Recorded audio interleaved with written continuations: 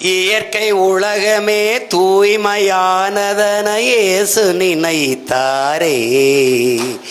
எல்லா உயிர்களும் தன்னுயிரெனவே பேசி மகிழ்ந்தாரே. தந்தையார் செய்த தச்சு தொழிலையே தமையனும் செய்தாரே. தங்க உழவர்கள் உழுதிட கலப்பைகள் செய்து கொடுத்தாரே.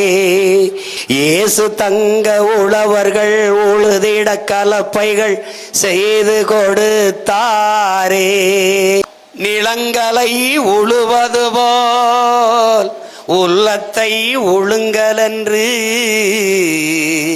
உலக பிதா சொன்னபோது உழவர்கள் தொழிலாளர் ஊராரின் எண்ணமதில் இயேசு ஒன்றாக பதிந்து விட்டார்.